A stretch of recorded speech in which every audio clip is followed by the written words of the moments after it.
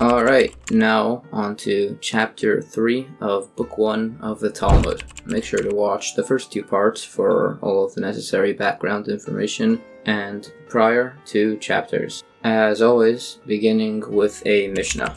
If your unburied relative lies before you, you're exempt from saying the Shema, the Amidah, putting on Tefillin, and every single positive commandment in the Torah. Positive commandment meaning to do something as opposed to a commandment to not do something.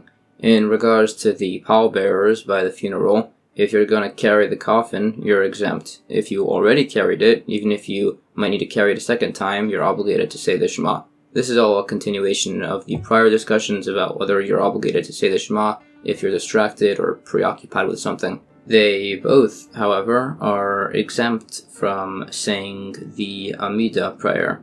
After they finish the burial, if they have time to say the Shema before they get back to the families, they should say it then. If they won't have time, then they don't say it then.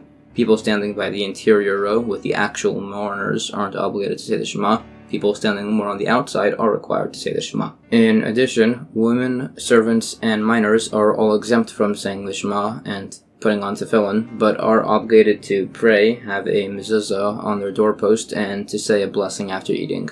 And now the Gemara on this piece. We said he's exempt if the corpse is right in front of him. He does, however, need to say Shema if the corpse is not right in front of him. However, there's a discussion about all the customs as for what to do if you have a person who passed away in your house, saying to not eat there and go to somebody else's house, and if you can't, then make a partition, etc. And one of the things it says is that you're exempt from the Shema, Amidah, and positive commandments even if the corpse is not directly in front of you, which contradicts over here. So, it says that that's referring to one of the scenarios mentioned, that if you have no other option, you should just not look at the body, and in such a case, you'd also be exempt from all those things.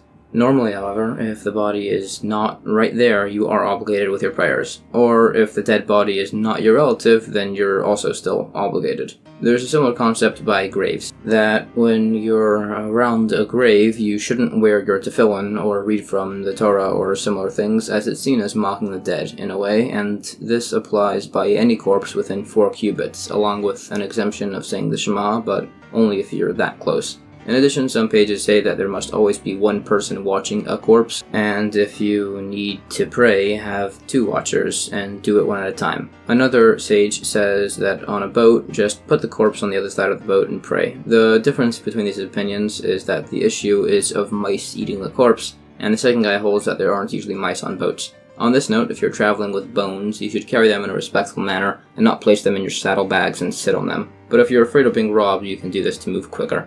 The same rule applies with traveling with a Torah. In addition, it's taught that you should escort a burial, and if you choose not to, it's a very wrong thing. There's also a story about some sages traveling through a graveyard and one tucked in his tzitzis so as to not mock the dead. In fact, the dead do know what's going on, and righteous people are referred to as alive even when they're dead. For instance, Benayu ben Yehoyada, a biblical character, is referred to as the son of a living man when it mentions that he slew a lion in a pit on a snowy day. This is explained to be an allegory that either he broke blocks of ice to be able to immerse in water for purification, or that he learned the entire Sifra texts on a snowy day. There's a story where Rabbi Chia's sons went out to work and realized they had forgotten their learning, and wondered if their father, who had recently passed, knew how upset they were. They cited one source, which implies not, saying that the dead don't know anything, but there's another source that says the dead feel pain as their body is consumed by worms and maggots, so they conclude that the body knows what's going on with their body, but that's it. However, there's a different story related, which contradicts this a bit. Basically, it goes that a man gave charity to some poor people during a drought, so his wife mocked him for being so generous, so he went and slept in a cemetery. There, he overheard 2 spirits conversing that they should go and listen in behind the heavenly curtain to see what would happen during the coming year. The other spirit said she couldn't, as she was buried in a mat of reeds. So the other one went, came back, and reported that there would be severe hail during the following year. So the guy who was listening to this went and sowed his crops accordingly, and everybody else's crops got destroyed besides for his. The next year he went back to the same spot and overheard them having the same conversation. Again, one went to listen in, and the other stayed, as she had an improper burial. The first spirit returned and said that again there would be a rainy period during certain months, so he went and planted accordingly and was successful. His wife asked him how he knew all this, so he told her the story. Then the wife a few days later got into a fight with a different woman who coincidentally happened to be the mother of the dead second spirit, and she told her that she should be ashamed for giving her daughter an improper burial. And so, the next year, when the man came back, the spirits didn't converse because they said they knew somebody was listening in. Alright, so the point of the story is that clearly the dead do know what's going on in the world, as they knew somebody was listening in and had told people. Well, not necessarily, as it's possible somebody had died in between all of this and reported what had happened himself to them. Fine, so there's a different story as proof. A sage would leave his money with an innkeeper, where she would then hide it for him, but she died, so he visited her grave, and she told him where it was, and also asked that she be sent her makeup and a hairbrush with somebody who would be dying tomorrow. So apparently the dead do know what's happening in the world. Well, no, because perhaps the angel Duma, who oversees the dead, announced to everybody who would be dying the next day. Fine, so another story as proof. Shmuel, a sage, had an issue, which was that his father collected money for orphans, but then his father passed away, and he wanted to give the money out, but he didn't know where it was hidden. So, he went to the cemetery and was told to ascend to the yeshiva school on high. Side point, then he saw his friend who wasn't allowed into the yeshiva because he'd upset one of his teachers when he was alive by refusing to go to a school, so Shmuel asked if they could allow his friend in on his behalf, and they said yes. Anyways, Shmuel then met his father, who informed him of the location of the money, how it was buried so as to protect the orphan's money first and foremost, and then told him that he would unfortunately be dying soon. So clearly the dead know what's going to happen if he knew that.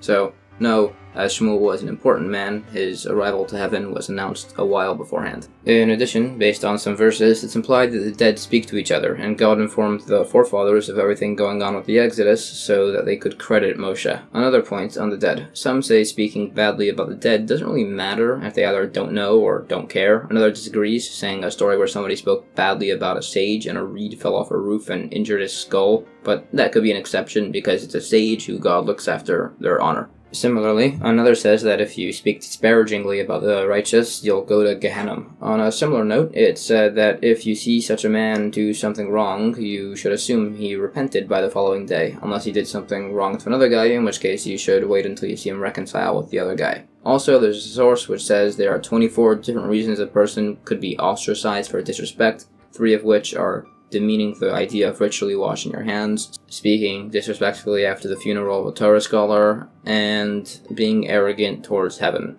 The source for the point about being disrespectful towards a Torah sage after the funeral is based on a story in regards to a conversation on the laws of Saita when a Rabbi Akavia ben Mahalal was brought up who had done this disrespectful thing, so was ostracized, died a few years later, and his coffin was stoned. Alternatively, it actually wasn't that guy that did wrong. According to some, he was actually a stellar individual, and the ostracized and coffin-stoned guy was a Rabbi Elazar ben Chanuch, who demeaned the hand-washing thing. The source for the being arrogant towards heaven is based on the whole incident of Chani Hamagil, which isn't actually cited here. It's said a bit later, but basically it goes that there was a severe drought, so he drew a circle on the ground and refused to exit it until it rained, and then it started raining immediately. Anyways, the sages told him that normally they'd ostracize somebody for being so disrespectful towards heaven, but they made an exception here as it had worked. There's also another ostracism suggested towards this other guy who had instituted a whole roast kid to be eaten by Passover, which mimics the Paschal sacrifice and looks very improper. So that's another whole thing.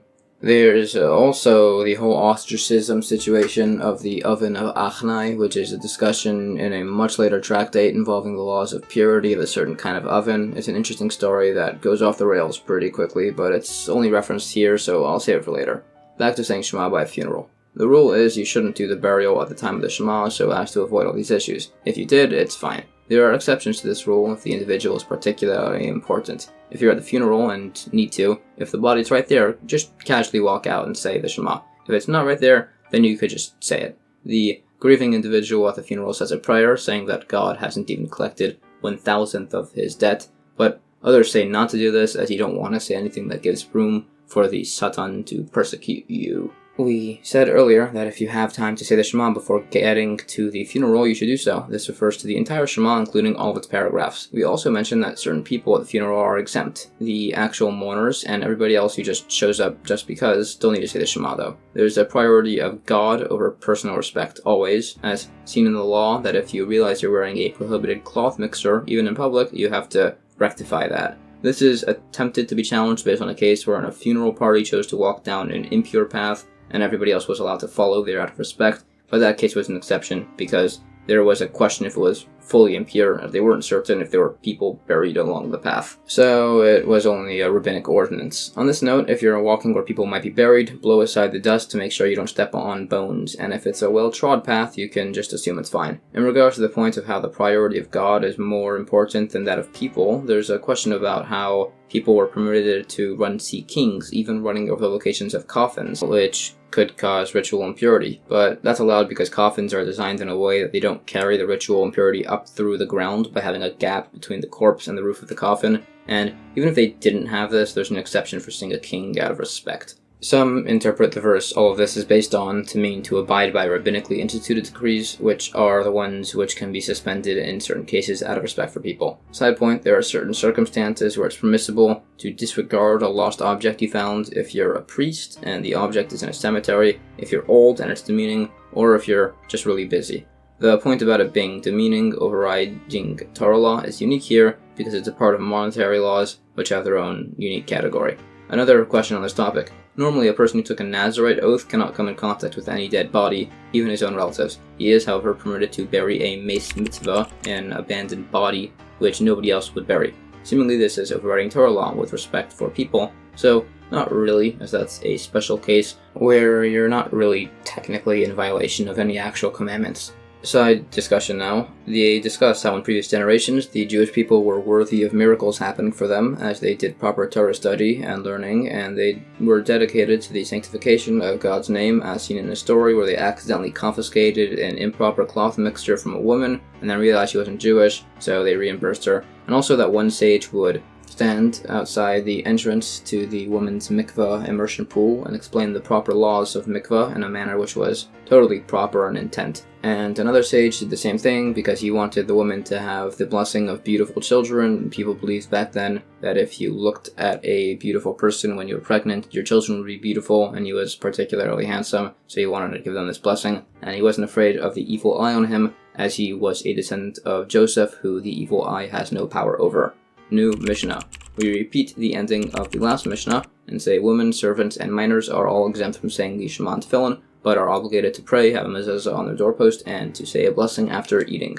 We need to specify women are exempt from the Shema, even though women are exempt from all time-bound positive commandments, because Shema is about accepting God over you, so you might have thought there's an exception over there for women. The same question applies to Tefillin. Why do we need to specify that? And it's because the verse about Tefillin is juxtaposed to the verse about mezuzah, so you would have thought that women are obligated in mezuzah, so too they should be obligated by Tefillin, but that's actually not true. We do need to specify that women are obligated in prayer, as prayer is kind of technically a time-bound commandment, as you do it by the evening and morning, so it specifies that women too need to pray. The same logic applies by the fact that we specify women also need to do mezuzah, as mezuzah is juxtaposed to Torah study, which women aren't obligated in. Also with blessings after meals, as that one is just straight up a time-bound positive commandment, so that's listed as an exception for women. Also, women are obligated to hear or recite the Kiddush prayer on Shabbos, in spite of them being exempt, as it's a rabbinic ordinance. And it's unique among those, as by Shabbos it says to remember Shabbos and sanctify it, and later observe Shabbos and sanctify it, implying anybody that's required to observe Shabbos,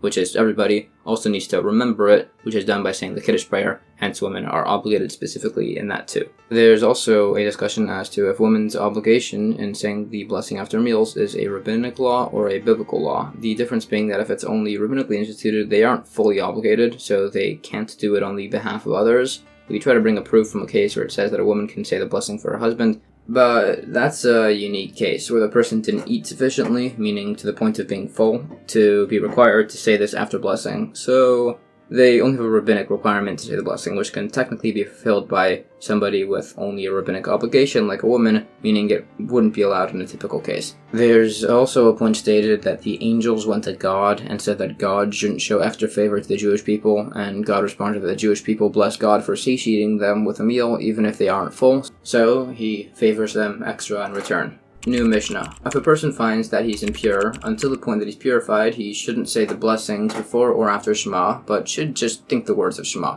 Also, you should say the after blessing by food, as that's biblically instituted, but not the before blessing. Rabbi Yehuda is of the opinion that you say all of those blessings. And now for the Gemara. There's a bit of an argument if thinking words is considered the same as speech. According to the one that says it's not, the reason it's done in this above situation is so that when everybody else is saying Shema, you should do something similar because you should do as the congregation does. However, in regard to doing as the congregation does, if you are in the middle of prayer with everybody else and realize you are impure all of a sudden, you should do an abridged version. But if you haven't started, you shouldn't start, implying that in that case we don't do like the congregation. Well, yes, but Shema is unique as you're accepting God over yourself when you say it, so you must say it there. The source for saying a blessing after eating is, "And you shall eat and be satisfied and bless the Lord your God." Similarly, the source for saying a blessing by reading the Torah is, "When I proclaim the Lord's name, give glory to our God."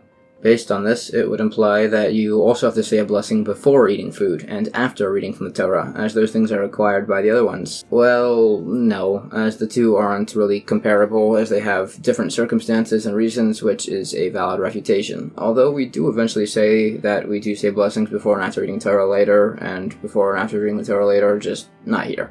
Rabbi Yehuda says that if you forget if you say Shema, don't re-say it to be safe, as according to him, Shema is a rabbinic obligation, but do re-say the later paragraph of Emes V'Yatziv in such a case, as according to him, that's the one that's rabbinically obligated, as it speaks of the Exodus. According to his opinion, the verses "when you lie down" and "when you rise," which most other people take to learn to say the Shema prior as a biblical obligation, according to him, that's just a general verse obligating you to learn Torah. According to others, however, Shema is the preferable paragraph to say, as it speaks about both accepting God over you and the Exodus. According to Rabbi Elazar, in fact, if you forget if you said Shema, you must re-say it, unlike by prayer, which if you forget if you said it, you don't re-say it to be safe. Others disagree. According to others, if you are praying the Amidah, and remember you had already said the Amidah earlier, then you just stop right there. Others say no, based on a source that if you accidentally say parts of the weekday Amidah on Shabbos, then you complete the blessing. But that's actually not a comparable case, as by the Shabbos case, he needs to say the Amidah, he just said the wrong kind, versus the first case where he actually already said the whole thing.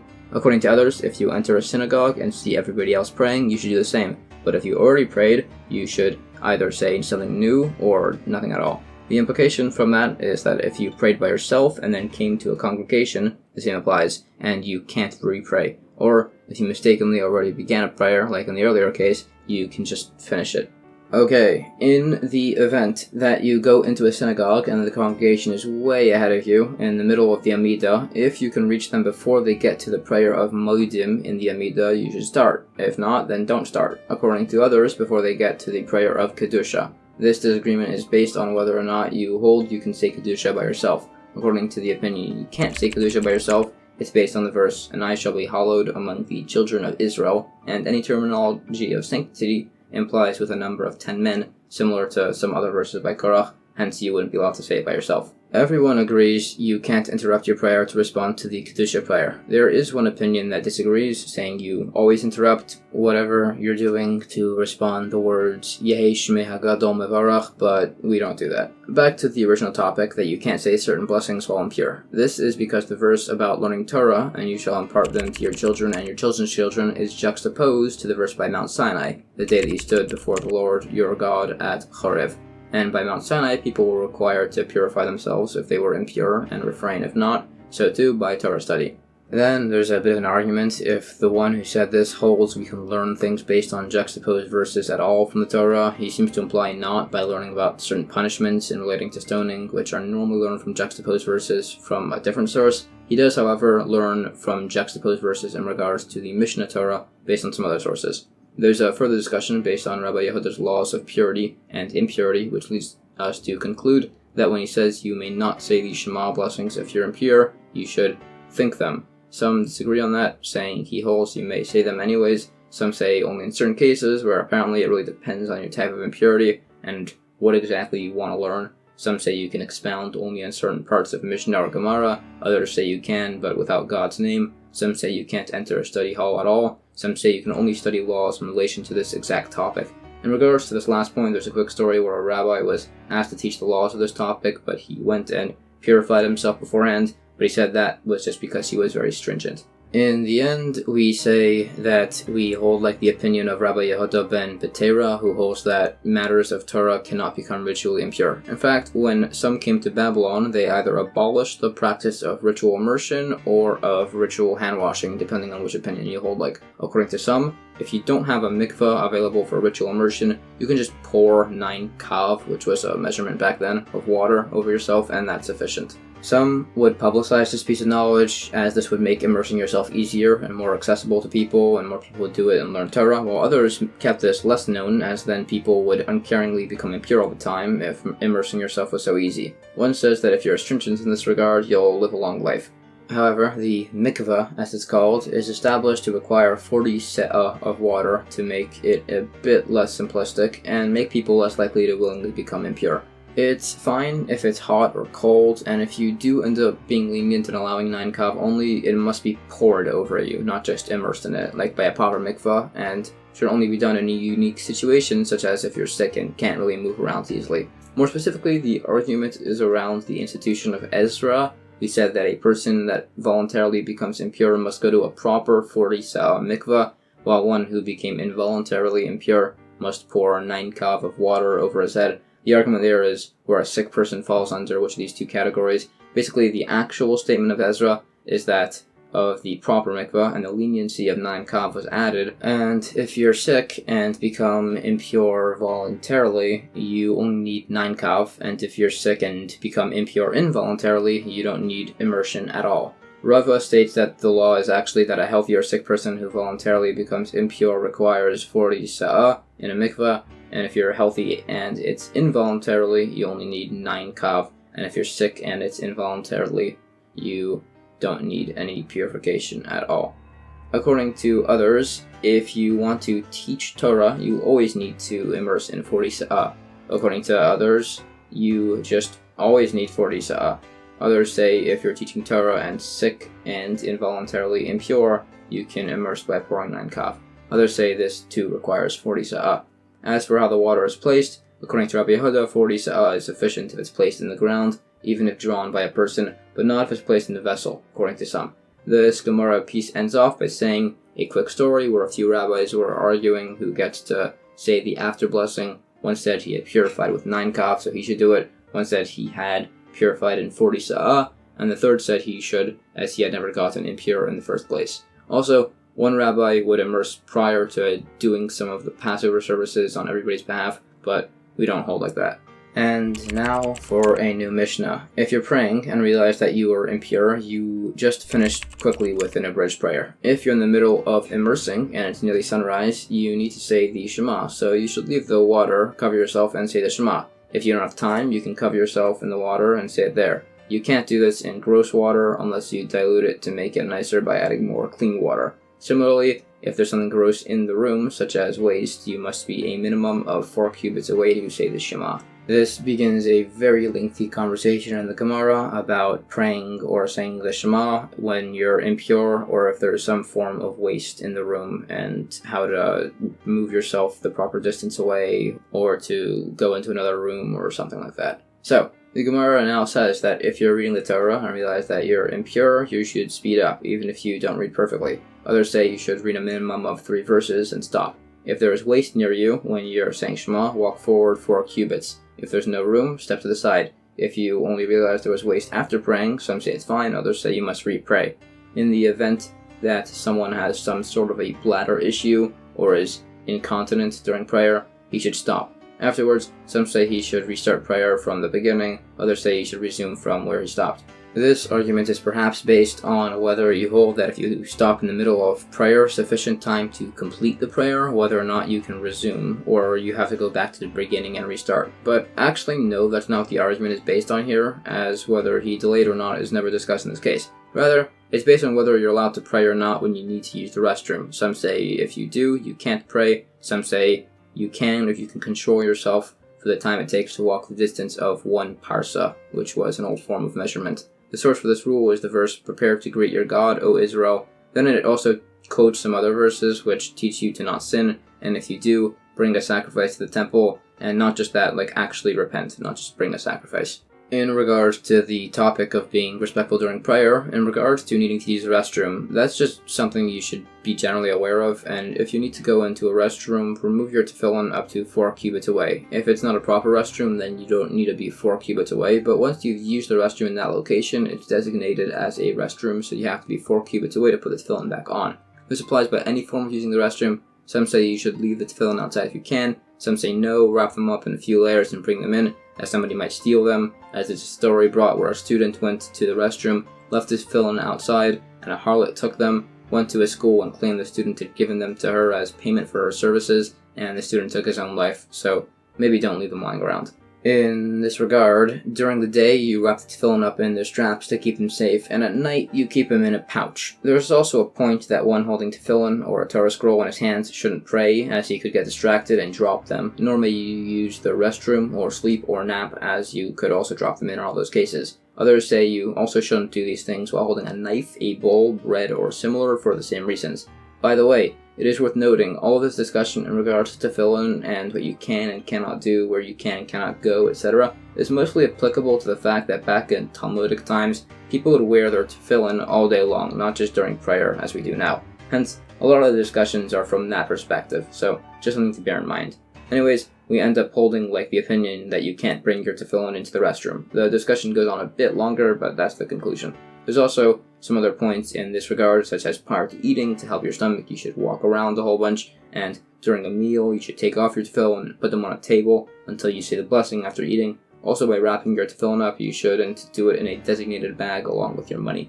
You may, however, put the tefillin under your head in bed, although according to some, if your wife is there should be a separation out of respect. Some say you should put it under your pillow, a bit to the side. If you're doing this, some would tie them in the curtains, some would cover them with a cloth on a bench. There is an argument whether you can say Shema while someone is in your bed, whether your wife or somebody else. Some say with somebody else it's fine, as it's only really inappropriate with your wife. Others say the opposite, as your wife is considered to be like you to a certain extent, so that wouldn't be an issue, unlike the alternative. It's not considered improper to say the Shema if your family is next to you, if there's a garment or something in the way in bed. And it's for sure allowed if they're just kids, which are defined by their requisite ages. There's also a lot of discussion as to what exactly constitutes being undressed to the extent that it's considered disrespectful, and it also says that it's very improper for a man to look at a woman inappropriately, be that looking at her skin or hair or listening to her sing. Also, one person would hang their tefillin, which is apparently super wrong, and one who does this will have his life hang in the balance, but that's only if you hang him by the straps. This is where he hung them by the box, so that's okay. Or alternatively, he hung them inside of a pouch, which is allowed. This teaches that, unlike a Torah scroll, tefillin doesn't strictly need to be placed flat on a surface. It then mentions on this topic that aside from restroom-related things, we're not as strict with most other body-related things like yawning or sneezing or similar, although you should cover your mouth. From a different case, it's proven that this is only if it's involuntarily, and sneezing is actually seen as a good sign. As for spitting, you really should try not to, but do it into a cloth or something if you're really delicate about that. In general, you should pray out loud if it'll help you focus, otherwise don't do it loudly. If you're praying with others, don't be loud, as it could disturb people. Some teach that if you're praying and you pass wind, either wait or walk away and say a prayer about how God made people in such a manner. If you're in your bed unclothed and want to say Shema but can't stick out your head because it's really cold, you should make a barrier with your blanket between your mouth and the rest of your body, either at your neck or heart, depending on what you hold in that regard. In addition, if you're walking through a filthy alley, you shouldn't say the Shema, and if you're standing there, you shouldn't think Torah. Some say if you're saying Shema and get to a filthy alley, you should stop. Some say you should cover your mouth. There's also a point that if you stop for long enough to say the whole Shema, you should start over, which was an idea mentioned a little earlier.